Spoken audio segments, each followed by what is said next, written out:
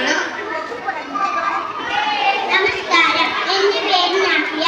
മഹാത്മാഗാന്ധി ഇന്ത്യയിൽ നയിച്ച ആദ്യ സമരമാണ് 1917 ചമ്പാരൻ നീലം കർഷക സമരം. ദക്ഷിണാഫ്രിക്കയിലെ പ്രയോഗിത തെളിയിച്ച തന്റെ നൂതന സമരമുറകൾ ഗാന്ധി ഇന്ത്യൻ മണ്ണിൽ ആദ്യമായി പരത്തി നോക്കിയത് ചമ്പാരനിലായിരുന്നു.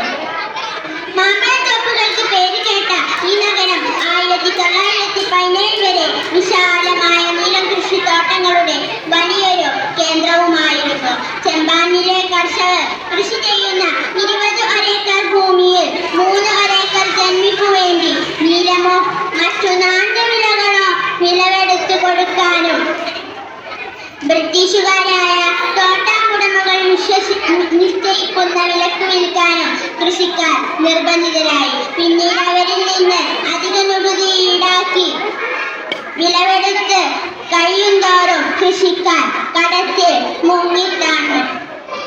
ഈ കർഷകരുടെ ദുരിതങ്ങളും പ്രയാസങ്ങളും അറിഞ്ഞ ഗാന്ധിജിയും അനുയായികളും ചമ്പാരൻ ഗ്രാമത്തിലെത്തി. ഗാന്ധിജിയുടെ നേതൃത്വത്തിൽ നടന്ന സത്യാഗ്രഹ സമരം കർഷകരെ ദുരിതത്തിൽ നിന്ന് മോചിപ്പിക്കുകയും ഈ ഇന്ത്യക്ക് വേണ്ടി പോരാട്ടം നടത്തുകയും ആദ്യത്തെ സമരം വിജയിക്കുകയും ചെയ്തു. നന്ദി, നമസ്കാരം. അടുത്തതായി അഹമ്മദാബാദ് തുറക്കൽ സമയത്തെ കുറിച്ച് ഷാദി നമ്മളോട് സംസാരിക്കും. ഷാദിനെ ക്ഷണിക്കുന്നു. ഗുജറാത്തിലെ എൻ്റെ പേര് മുഹമ്മദ് ഷാദിൽ. ഗുജറാത്തിലെ സബർമതിയുടെ തീരത്തുള്ള നഗരമായിരുന്നു അഹമ്മദാബാദ്. 1918 അഹമ്മദാബാദിലെ മില്ലുടമകളും തൊഴിലാളികളും തമ്മിലുള്ള തർക്കത്തിൽ ഗാന്ധിജി ഇടപെട്ടു. വേതന വർധനവ് ആവശ്യപ്പെടാൻ ഗാന്ധിജി തൊഴിലാളികളോട് നിർദ്ദേശിച്ചു. തൊഴിലാളികളുടെ സമരത്തെ ശക്തിപ്പെടുത്താൻ നിരാഹാര സമരം ആരംഭിച്ചു. ഗാന്ധിജിയുടെ നേതൃത്വത്തിൽ ഇന്ത്യയിൽ നടന്ന ആദ്യത്തെ നിരാഹാര സമരമാണ് അഹമ്മദാബാദ്. 4-ാം ദിവസം വേതന വർധനവ് നൽകാൻ ബ്രിട്ടീഷുകാരായ ഉടമകൾ സമ്മതിക്കുകയും ചെയ്തു. നന്ദി.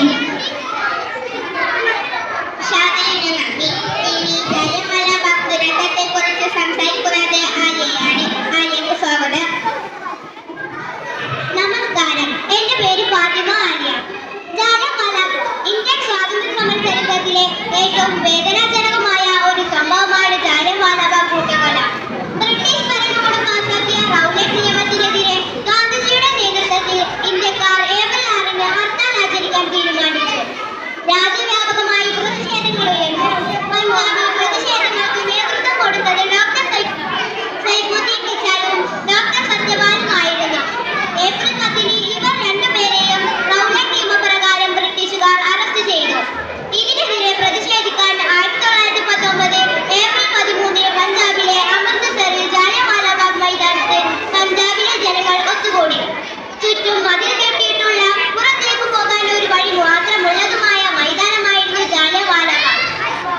നിരായുധരായ ആ ആൾക്കൂട്ടം ബ്രിട്ടീഷ് സർക്കാരിനോട് ഒരു സമാധാന സമരം ഉദ്ദേശിച്ചാണ് അവിടെ എത്തിയത്. എന്നാൽ ജനറൽ ഡയറിന്റെ ഉത്തരപ്രകാരം ബ്രിട്ടീഷ് സൈന്യം മൈതാനത്തിന്റെ ഒരൊരു കവാടം അടച്ചുപൂട്ടി. നിരായുധരായ ഇന്ത്യക്കാർക്ക് നേരെ അവർ വെടിയുതിർത്തു. വെടിയുണ്ടകൾ തീർന്നു പോകുന്നത് വരെ വെടിവെപ്പ് തുടരുകയും അതുവഴി നൂറുകണക്കിന് ആളുകൾ കൊല്ലപ്പെടുകയും ചെയ്തു. നിരായുധരായ പുരുഷന്മാരും സ്ത്രീകളും കുട്ടികളും ഉൾപ്പെടെ നിരവധി പേർ ബ്രിട്ടീഷ് വെടിവെപ്പിൽ മരിച്ചു വീണു. മനുഷ്യ മനസ്സാക്ഷിയിൽ ലഭിച്ച ഈ സംഭവമാണ് ജാലിയൻവാല ബാഗ് കൂട്ടക്കൊല. നന്ദി, നമസ്കാരം. നന്ദി.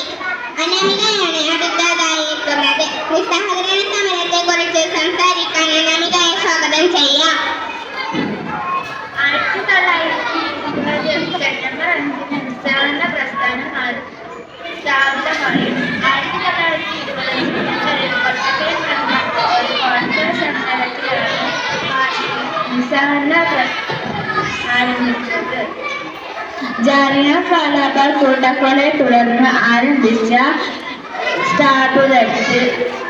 പ്രസ്ഥാനത്തിൽ 1922 ചൗരി ചൗര സംഭവത്തെ തുടർന്ന് നിസ്സഹകരണ പ്രസ്ഥാനം നിർത്തിവെച്ചു. ഒരു വ്യക്തി പ്രസ്ഥാനത്തെ ബഹുജന പ്രസ്ഥാനമാക്കി മാറ്റുകയായിരുന്നു അത്. നിസ്സഹകരണത്തിന്റെ പൂർണ്ണ ലക്ഷ്യം സ്വരാജ് എന്നും അറിയപ്പെടുന്നു.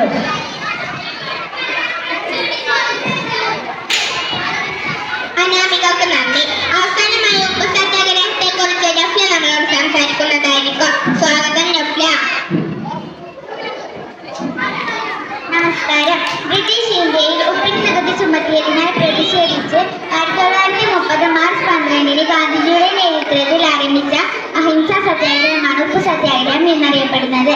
1930 മാർച്ച് 12 78 സന്നദ്ധ പ്രവർത്തകരും സബർമതി ആശ്രമത്തിൽ നിന്ന് ഏകദേശം 388 കിലോമീറ്റർ അകലെയുള്ള ദണ്ഡി തീരപ്രദേശത്തേക്ക് കാൽനടയായി യാത്ര ആരംഭിച്ചു.